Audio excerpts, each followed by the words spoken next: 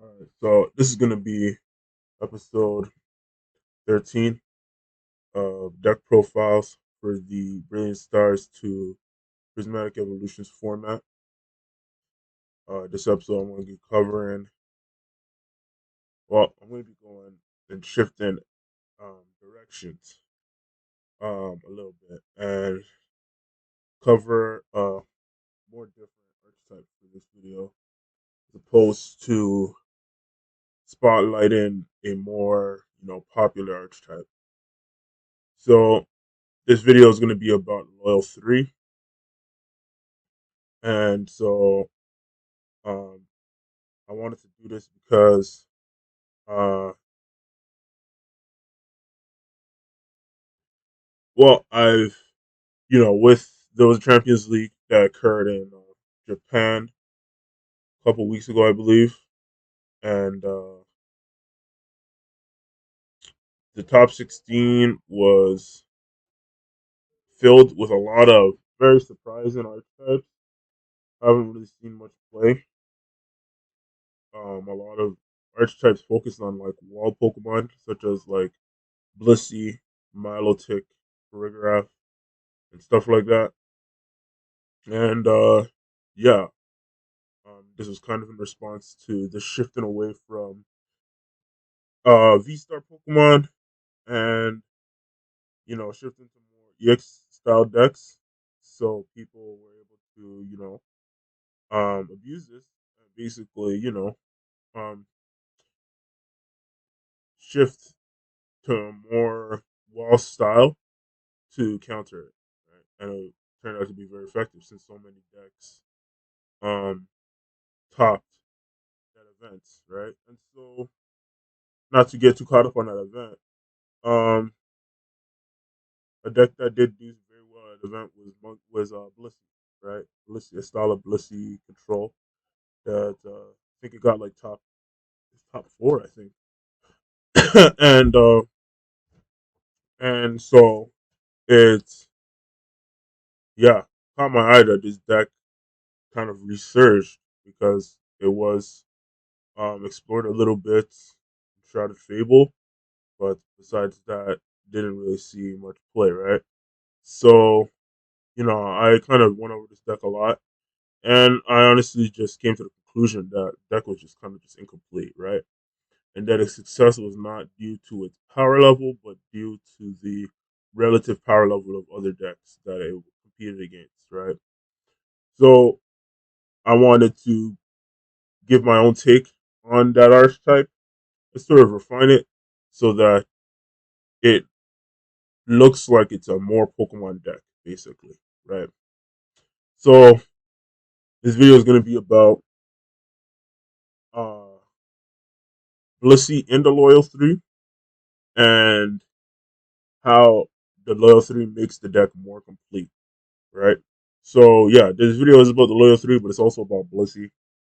But yeah, I wanted to make this video for this format because I have been knocking around a um Blissey list in my head for like the last couple formats.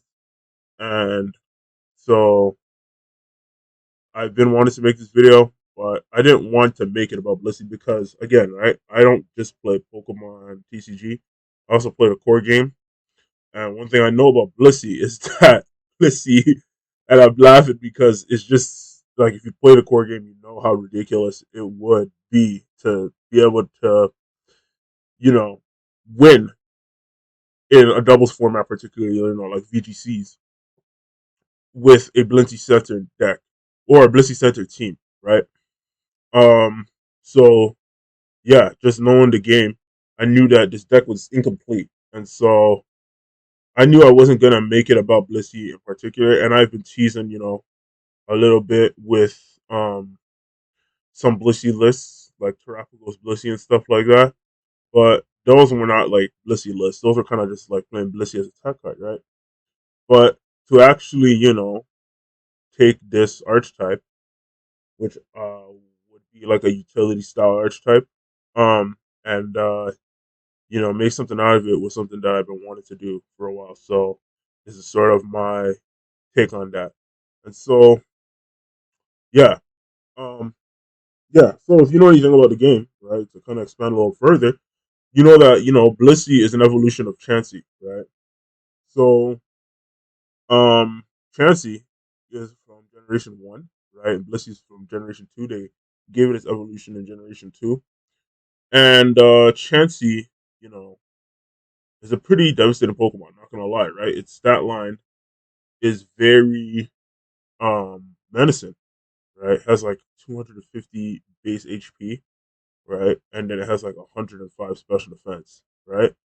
And so, right? But then, of course, if you know anything about Chansey, you know that its attacking stats are very low. I think its attack is like 5 or something like that. Its base attack is like 5, and its special attack is like 40 or something like that.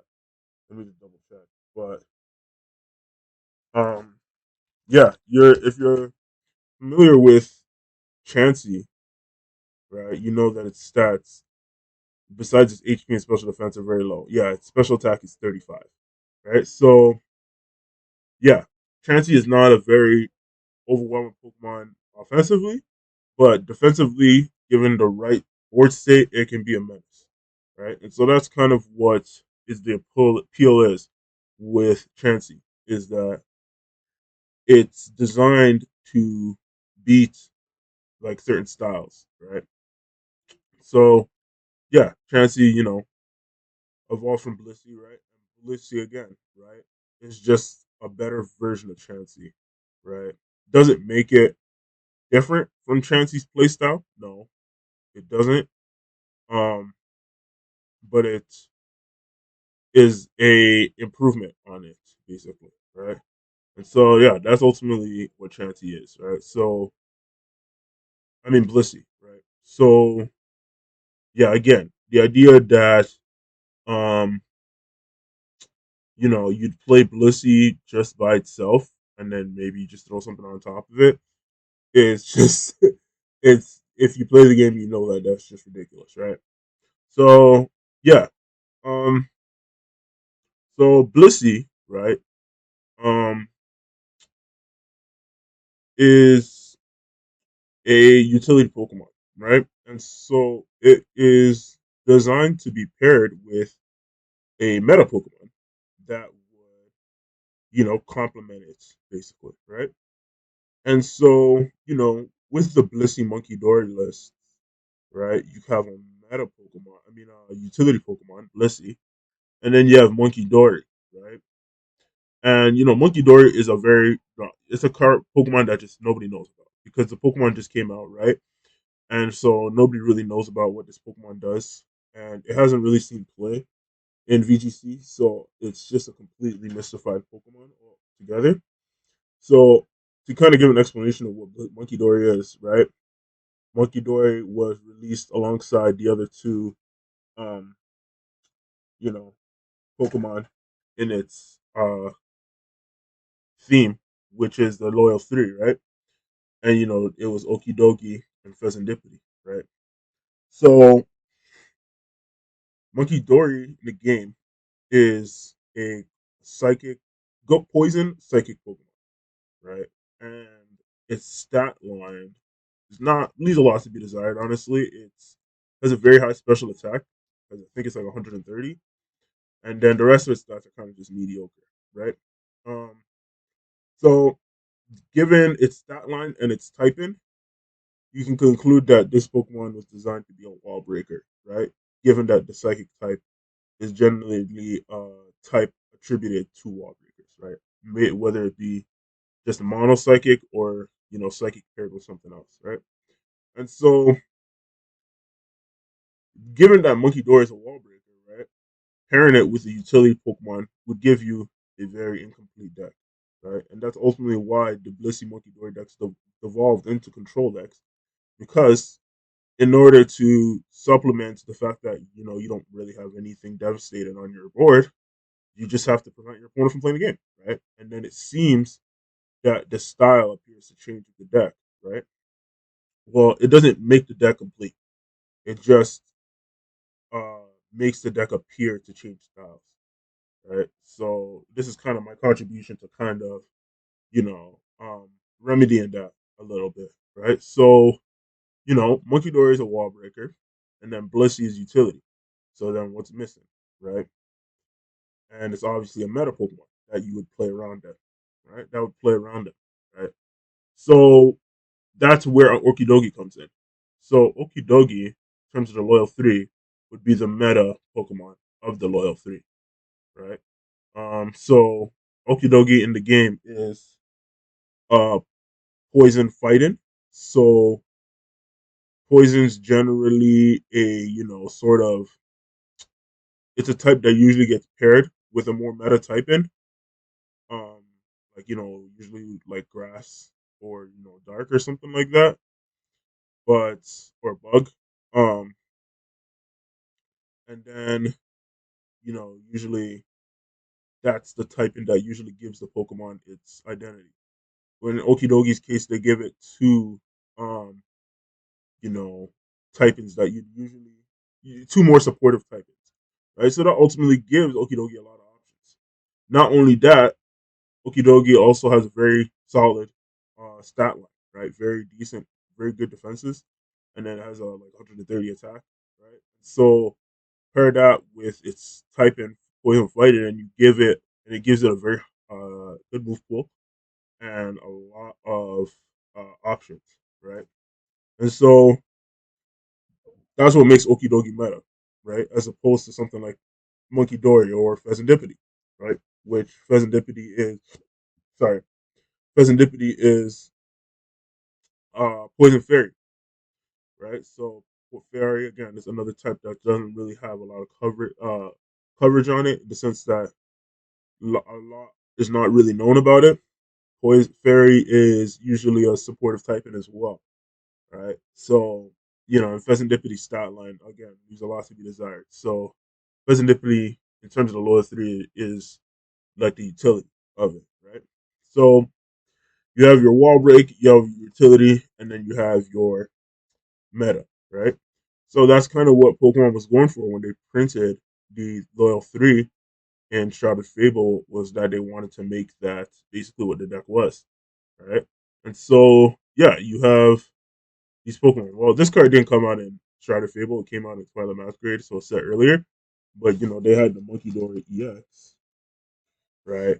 Which would have served as a wall breaker too, because it basically was able to dish out a very good, solid damage, um, and then was able to combo well into getting back into something like Okidogi, because your opponent would only be able to take one prize after knocking it out, right? So it wouldn't disrupt the fact that Okidogi is supposed to be the star of the deck, right? So that's kind of what they're going for in Monkey Dory X. Right? And Monkey Dory X is not in this deck because this deck isn't centered around the Loyal 3 as EX Pokemon, rather um, just trying to spotlight Okidogi as an archetype. Right? So that's kind of what I'm trying to go for with this list. So yeah, so that's the Loyal 3, right? So yeah, the reason why this deck, kind of didn't really get the coverage that it deserved was because, again, right, in a format that's left very untested, right, you're gonna see a lot of things get kind of fly under the radar if it's not, blatantly obvious that it's completely broken, right? And so yeah, that's kind of where we find ourselves with the Loyal 3. So this is my contribution to kind of remedying that, right?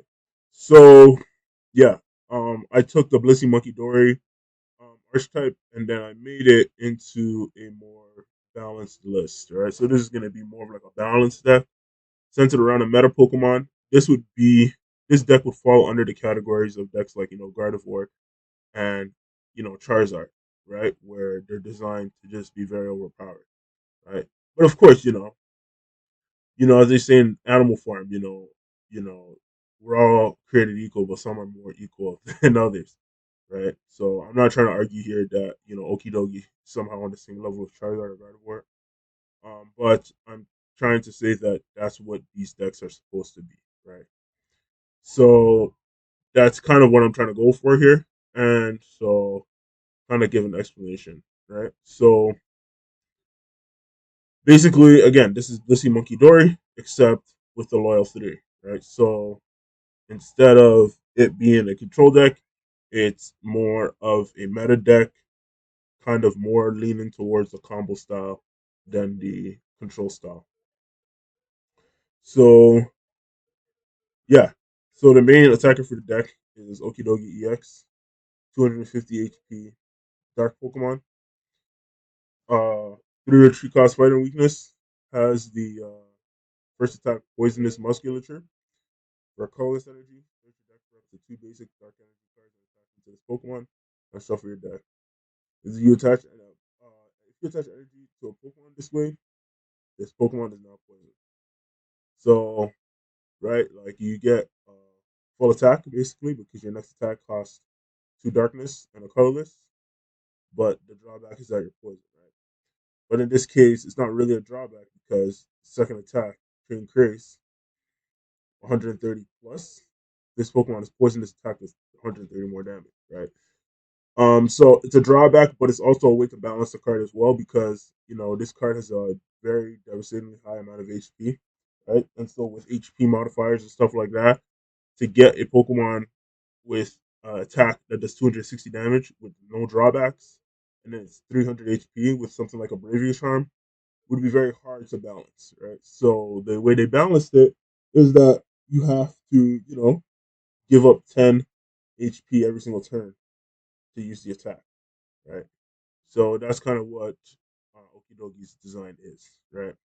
So yeah, Okidogi would fall under cards like I've covered before, like I am Jugulus, you know, and stuff like that, where they're parts of an archetype that are designed to be super overpowered, right? So yeah, that's Okidogi. Play 3 copies in this list. And so the second part of the Loyal 3 would be Fezandipiti, right? So Fezandipiti X, we covered this card.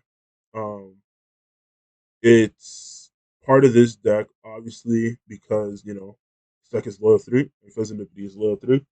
But also because this deck is a deck that has a lot of cards that can complement well with this card as well, too, right? So you have Pekron EX, right, which in the lore is like the Pokemon that basically manipulated the Loyal 3 into attacking or Ogerpon, right?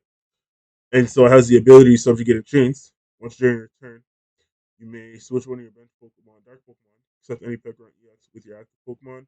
If you do, new active Pokemon is now poison. You can't use more than one subjugating ability each turn, right?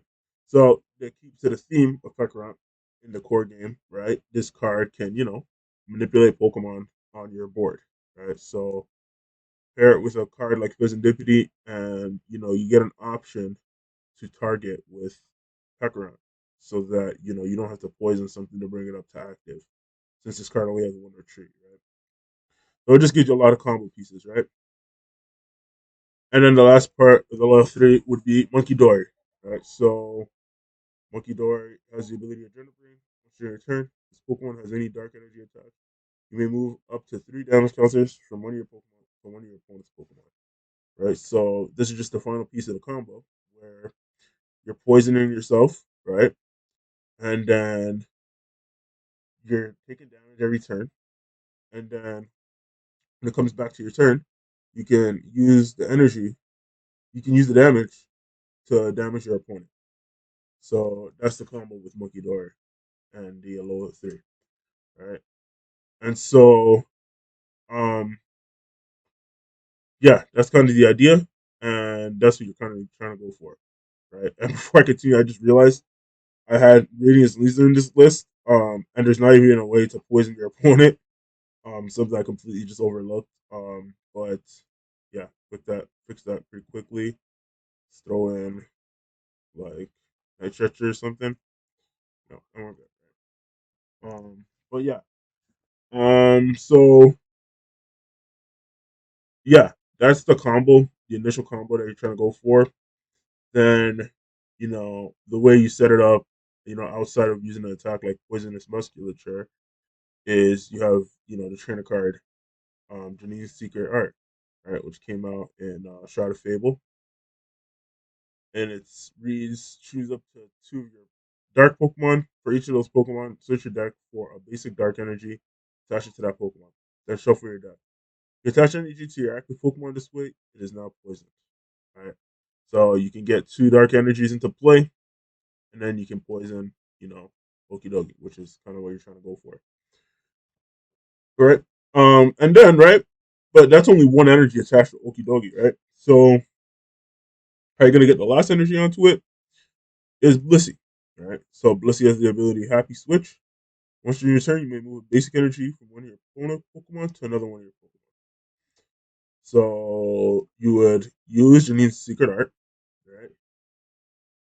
Attached to, Okidogi and like Peppermint, for example. And then you'd use Happy Switch to move the energy from the Peckerant to the Okidogi, right? And then you would attach return, right? And you play 9 energies, so you have a lot of outs.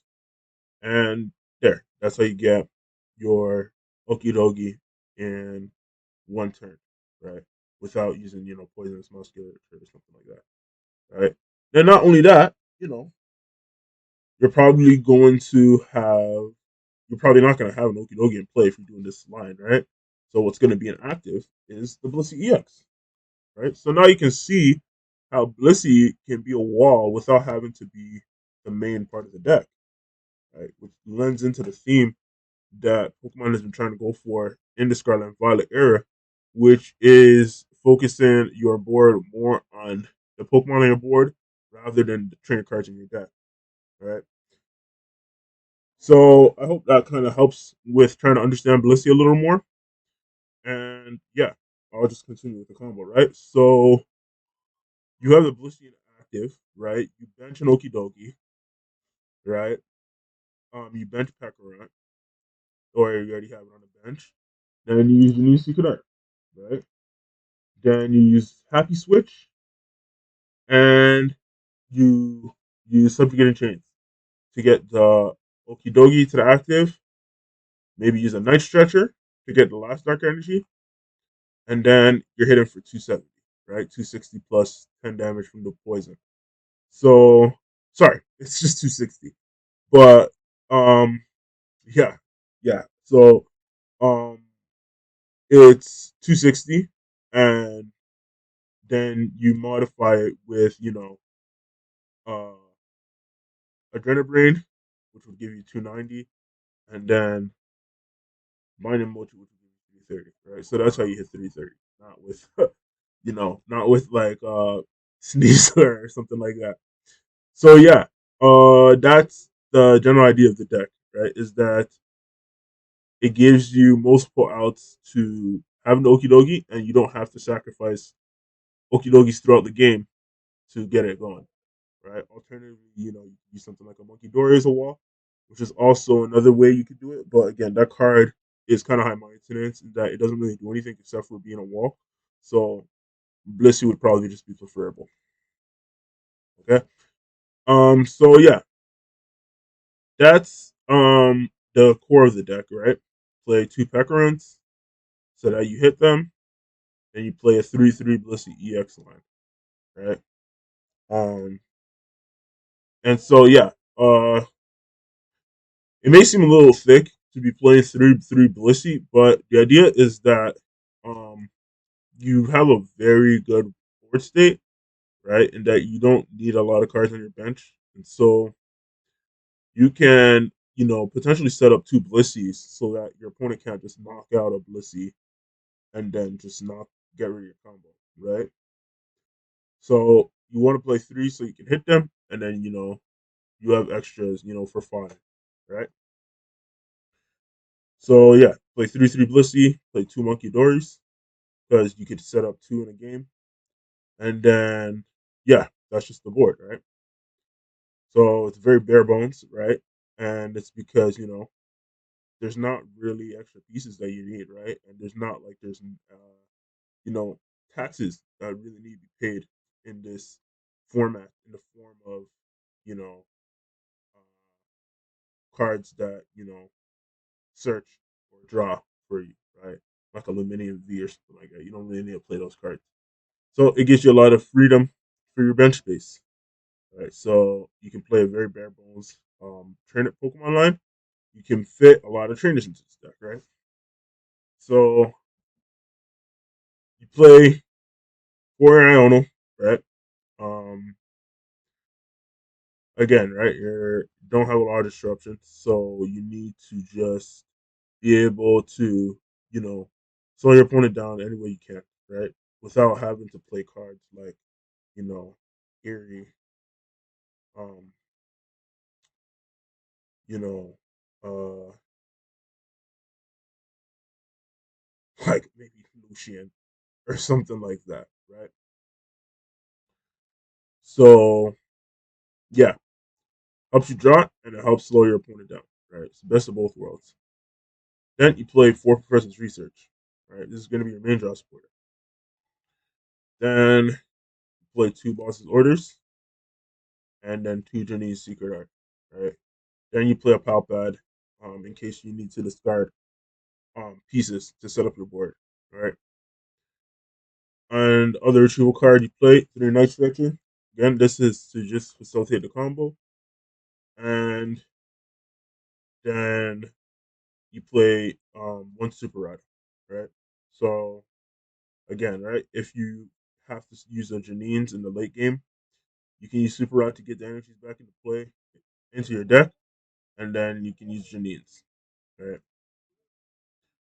Then for search cards, play four Nest Ball, four Ultra, and then play three Town Store, right? So I feel like stadiums are very important in this format, and so if you can set up a board where you're kind of supporter, your stadium is doing a lot of work, like it would in this case, because you're getting your last pieces, then yeah, Town Store is a stadium for this deck, right? Get you the three binding mochi so that you don't have to, draw into them or something like that. Right, and then other search card you play is Pokegear. So again, this deck is very bare bones. Doesn't really have a lot of um, key cards that you need to play, and so something like Pokegear will help you sequence better, so that you don't have to keep trying to find pieces. You can just set up a good hand, and then you can combo away. So yeah, right, and then play one Kieran. So Kieran is just a card that just fixes math. So you don't have to, use something like Monkey Dory to get a big knockout, right? And then the A spec we play is Unfair Stamp. So uh, I would argue that Unfair Stamp is probably the strongest A spec in the format, um, alongside Professor Richard was the strongest draw support in the format. So pair these two cards together and you get a pretty devastating combo in terms of draw support and destruction. So yeah, and yeah, that's the training line. And then play nine darks. Right. So darks. Yeah. So you want to just be hitting them, and you're gonna need a lot in your deck to use Janines and to be using poisonous muscular throughout the game. So yeah, the more the merrier, basically. Right. So this is a more combo style, right? To Okidogi, right? And if you watch my VGC video, then you know that you know, meta Pokemon are unpredictable and that you can build them in a lot of different ways. This one just happens to be more combo since this is a pretty, you know, chaotic format.